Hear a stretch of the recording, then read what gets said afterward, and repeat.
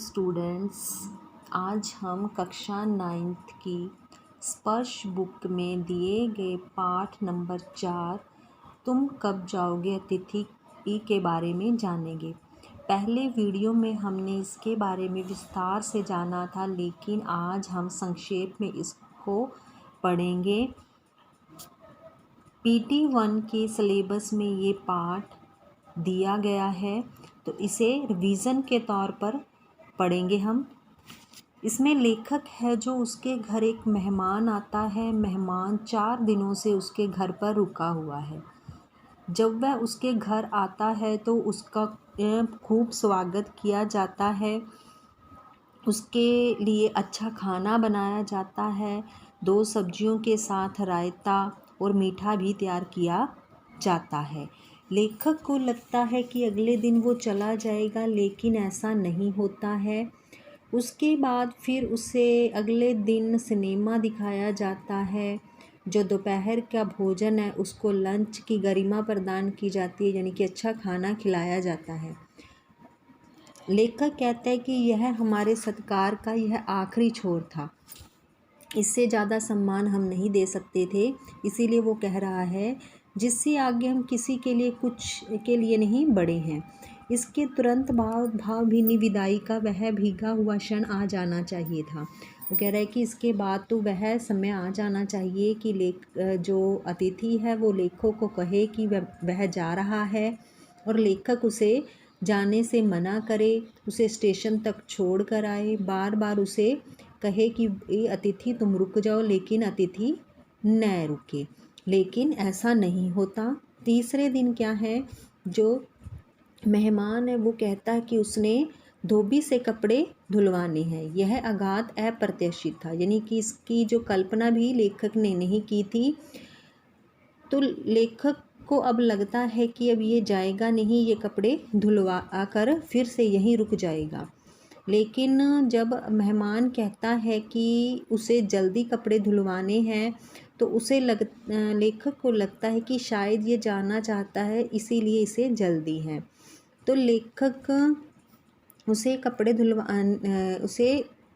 उसके जो कपड़े हैं वो धोबी को दे आता है धोने के लिए। लेकिन अंदर ही अंदर उसका जो बटुआ है वो भी कांप जाता है, क्योंकि उसका खर्च बढ़ता ही जा रहा है। जब वो सोफे पर बैठा हुआ सिगरेट पी रहा होता है, अतिथि सोफे पर बैठा हुआ सिगरेट पी रहा होता है, तो लेखक उसके सामने लगे हुए कैलेंडर की तारीख बदलते दिखाई दे रहा है। उसकी तारीखें अपनी सीमा में नम्रता के साथ फड़फड़ाती रहती हैं। किसकी? कैलेंडर की। तो फिर वो सोचता है कि शायद इसको आभास हो जाए कि मुझे 4 दिन हो गए हैं यहाँ आए हुए और ये चला जाए, लेकिन ऐसा नहीं होता। फिर कपड़े धुलकर आ गए हैं, फिर भी वो वहीं पर बैठा हुआ है, जाने का नाम नहीं ले रहा है। अब क्या था, जब अतिथि आया था तो लेखक और उसकी पत्नी ने उसका खूब स्वागत किया था, उससे खूब बातें की थी, लेकिन अब कोई ऐसा विषय नहीं बचा है जिस पर बात की जा सके। लेखक और अतिथि दोनों एक कमरे में बैठे हैं, लेकिन दोनों ही चुपचाप हैं, क्योंकि उनके पास कोई बात नहीं है। परिवार की, बच्चों की, नौकरी की, फिल्म की, राजनीति, रिश्तेदार, तबादले, पुराने दोस्त, परिवार नियोजन, महंगाई, साहित्य आदि सभी विषयों पर वो अपनी बात कर चुके हैं। अब उनके पास कोई बातें नहीं हैं। फिर क्या है, पत्नी ने धीरे से पूछा, कब तक टिकेंगे ये? अब उस लेखक की पत्नी पूछ रही है कि ये कब तक यहाँ रुकेगा। तो लेखक अपने कंधों को ऊपर की ओर उठाते हुए संकेत देता है कि पता नहीं ये कब तक यहाँ रुकेगा। मैं तो आज खिचड़ी बना रही हूँ, हल्की रहेगी। अब क्या है, अच्छा जो भोजन उसको खिलाया जा रहा था, उसके बाद लेखक और उसकी पत्नी एक साधारण खाने पर आ गए थे, यानी कि वो खिचड़ी बना रहे थे। सत्कार की उष्मा समाप्त हो रही थी। डिनर से चले थे, खिचड़ी पर आ गए थे। अब भी अगर तुम अपने बिस्तर को गोलाकार रूप प्रदान नहीं करते तो हमें उपवास तक जाना होगा। वो कह रहे हैं कि अगर तुम अब भी नहीं जाओगे तो हम अगले दिन उपवास ही रख लेंगे। तुम्हारे मेरे संबंध एक संक्रमण के दौर से गुजर रहे हैं। तुम्हारे जाने का यह चरम क्षण है। तुम जाओ न अतिथि, तुम्हें यहाँ अच्छा लग रहा है न मैं जानता हूँ दूसरों के यहाँ अच्छा लगता है। अब लेखक कह रहा है कि मुझे पता है कि तुम्हारी अच्छी आवभगत हो रही है और तुम्हें यहाँ रहना अच्छा लग रहा है। मैं ये भी बात जानता हूँ कि हम किसी के घर जाते हैं तो हमें वहाँ रहना अच्छा लगता है, लेकिन वो कह रहा है कि अपने घर की महत्ता के गीत इसी कारण गाए गए हैं। होम को इसी कारण स्वीट होम कहा जाता है कि लोग दूसरे के होम की स्वीटनेस को काटने न दौड़े। यानी कि अगर कोई किसी के घर जाता है तो थोड़ी देर रुके और फिर अपने घर आ जाए। तुम्हें यहाँ अच्छा लग रहा है, पर सोचो प्रिय कि शराफत भी कोई चीज़ होती है और गेट आउट भी एक वाक्य है जो बोला जा सकता है। लेखक कहता है कि ये एक शराफत है हमारी कि हम तुम्हें कुछ नहीं कह रहे हैं, तुमने हमारी जो हमारे जो होम की स्वीटनेस है उसको ख़त्म कर दिया है। अपने खराटों से एक और रात गुजायमान करने के बाद कल जो किरण तुम्हारे बिस्तर पर आएगी वह तुम्हारे यहाँ आगमन के बाद 5वें सूर्य की परिचित किरण होगी। यानी कि तुम्हें 5वां दिन हो जाएगा। वह तुम्हें चूमेगी और तुम घर लौटने का सम्मानपूर्ण निर्णय ले लोगे। और लड़खड़ा मेरी सहनशीलता की वह अंतिम सुबह होगी, उसके बाद मैं स्टैंड नहीं कर सकूंगा और लड़खड़ा जाऊंगा। मेरे अतिथि, मैं जानता हूँ कि अतिथि देवता होता है, पर आखिर मैं भी मनुष्य हूँ। मैं कोई तुम्हारी तरह देवता नहीं हूँ। एक देवता और एक मनुष्य अधिक देर तक साथ नहीं रह सकते। देवता दर्शन देकर लौट जाते हैं, इसीलिए तुम्हें चले जाना चाहिए। इसी में तुम्हारा देवता सुरक्षित है। यह मनुष्य अपनी वाली पर उतरे उसके पूर्व तुम लौट जाओ कि मैं तुम्हें अपने आप यहाँ से निकाल दूँ। इससे अच्छा है कि तुम पहले ही यहाँ से चले जाओ। उफ़, तुम कब जाओगे अतिथि? कि हे अतिथि, तुम कब जा रहे हो? अब है ये प्रश्न उत्तर। इसका अभ्यास है। अतिथि कितने दिनों से लेखक के घर पर रह रहा था? 4 दिनों से। कैलेंडर की तारीखें किस तरह फड़फड़ा रही थी? कैलेंडर की तारीखें अपनी सीमा में नम्रता से फड़फड़ाती नजर आ रही थी। पति पत्नी ने मेहमान का स्वागत कैसे किया? पति पत्नी ने मेहमान का स्वागत बड़े ही आदर से किया। उन्होंने बड़ी ही प्रसन्नतापूर्वक उसका स्वागत किया था। पति ने स्नेह से भीगी मुस्कान से उसे गले लगाया और पत्नी ने सादर नमस्ते की। दोपहर के भोजन को कौन सी गरिमा प्रदान की गई? दोपहर के भोजन को क्या किया गया? भारी भरकम बनाया गया। रायता बनाया गया, मीठा बनाया गया, 2 सब्जियां बनाई गई। तीसरे दिन सुबह अतिथि ने क्या कहा?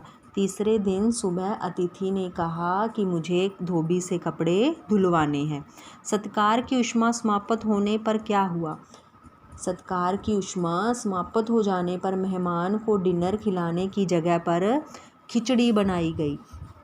लेखक अतिथि को कैसी विदाई देना चाहता था? लेखक चाहता था कि अतिथि उसके घर 1 दिन 2 दिन रुके और उसके बाद वो जाने के लिए तैयार हो जाए।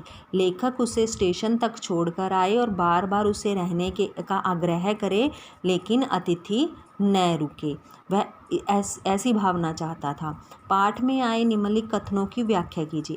अंदर ही अंदर कहीं मेरा बटुआ कांप गया। ऐसा लेखक इसलिए कह रहा है क्योंकि लेखक की आमदनी बहुत कम है और अब अतिथि के आ जाने से खर्च बहुत बढ़ गया है। इसीलिए वो कहता है कि उसका बटुआ अंदर ही अंदर कांप रहा है क्योंकि उसके पास पैसों की कमी है। अतिथि सदैव देवता नहीं होता, वह मानव और थोड़े अर्थों में राक्षस हो सकता है। अतिथि हमेशा देवता नहीं रहता है। यदि वह थोड़े समय के लिए रहे तो देवता है, अगर वह ज़्यादा समय के लिए रुक जाए तो वह मनुष्य प्रतीत होने लगता है, और अगर उससे भी ज़्यादा लंबे समय तक रुका रहे तो वह राक्षस जैसा अनुभव होने लगता है। जैसा कि लेखक के घर आए अतिथि के बारे में लेखक सोच रहा था, क्योंकि वो जल्दी नहीं गया, लंबे समय तक उसके घर रुका रहा, तो वह उसे राक्षसी मान रहा था। लोग दूसरे के होम की स्वीटनेस को काटने न दौड़े। ऐसा लेखक ने इसलिए कहा क्योंकि लेखक कहता है कि हर व्यक्ति को अपना घर स्वीट होम लगता है। यदि किसी एक ही व्यक्ति का घर स्वीट होम होता तो बाकी लोग उसके घर में घुसे रहते। यहाँ लेखक का आशय यही है। वो कह रहा है कि जैसे कि कोई मेहमान किसी के घर आता है, वहाँ रहना उसको अच्छा लगता है, लेकिन यह नहीं है कि वह वहाँ रुका ही रहे, उसे अपने घर चले जाना चाहिए, क्योंकि जिस घर में आया है उसकी स्वीटनेस को वो कम कर रहा है। इसलिए लेखक ऐसा बोलता है। मेरी सहनशीलता की वह अंतिम सुबह होगी। अतिथि के बारे में लेखक सोच रहा है कि अतिथि 1-2 दिन रुकेगा, लेकिन वह 5 दिन तक वहाँ रुका रहता है। 5वें दिन वो सोचता है कि अगर ये यहाँ रुका रहा तो मेरी सहनशीलता का अंत हो जाएगा और मैं 5वें दिन इसको जाने के लिए कह दूँगा। एक देवता और एक मनुष्य अधिक देर तक साथ नहीं रहते। ऐसा लेखक इसलिए कह रहा है क्योंकि वो मानता है कि जो अतिथि है वो देवता के समान होता है। जिस प्रकार देवता दर्शन देकर लौट जाते हैं, उसी प्रकार से अतिथि को भी चले जाना चाहिए। मानव और देवता अधिक समय तक साथ साथ नहीं रह सकते। कौन सा आघात अप्रत्याशित था और उसका लेखक पर क्या प्रभाव पड़ा? जब तीसरे दिन सुबह मेहमान ने कपड़े धोबी से धुलवाने के बारे में लेखक से कहा तो यह घात अप्रत्याशित था। अब लेखक को लगने लगा था कि ये अब जाएगा नहीं, कपड़े धुलवा लेगा। इसीलिए वो सोचने लगता है कि अब इसका क्या किया जाए। समाज में अतिथि को देवता माना जाता है। मेहमान के इस रूप को देखकर लेखक को मेहमान देवता के रूप में नहीं बल्कि कुछ अंशों में वो राक्षस जैसा लगने लगता है। एक तो उसने कपड़े धुलवाने थे, कपड़े धुलवाने से लेखक को लगा था कि अब ये नहीं जाएगा, इसीलिए लेखक को वह अतिथि अपना भगवान नहीं बल्कि अपने घर आया हुआ राक्षस प्रतीत होने लगता है। संबंधों का संक्रमण के दौर से गुजरना। इस पंक्ति से आप क्या समझते हैं? विस्तार से लिखिए। संबंधों का संक्रमण के दौर से गुजरना का अर्थ है कि संबंधों का बदलना। जब अतिथि लेखक के घर आया था तो उसके साथ बड़े ही प्रेम पूर्वक बात की जा रही थी, उसके लिए अच्छा खाना बनाया जा रहा था, उसको बहुत सत्कार दिया जा रहा था। लेकिन अब उसे रुके हुए 4 दिन हो गए हैं, वो जाने का नाम नहीं ले रहा है। तो अब क्या है, जो संबंध हैं वो बिल्कुल बदल चुके हैं। अब वो जो स्नेह था वह घृणा में बदल चुका है, सत्कार तिरस्कार में बदल चुका है और सभी बोरियत महसूस करने लगे हैं। जब अतिथि आया था तो लेखक ने उसे बड़ी प्रसन्नता के साथ उसका सत्कार किया था, उसे खाना खिलाया था, अच्छा डिनर अच्छा लंच दिया था। लेकिन अब क्या है, उसके घर में सादा खाना यानी खिचड़ी बनने लग गई है। जब अतिथि 4 दिन तक नहीं गया तो लेखक के व्यवहार में क्या क्या परिवर्तन आए?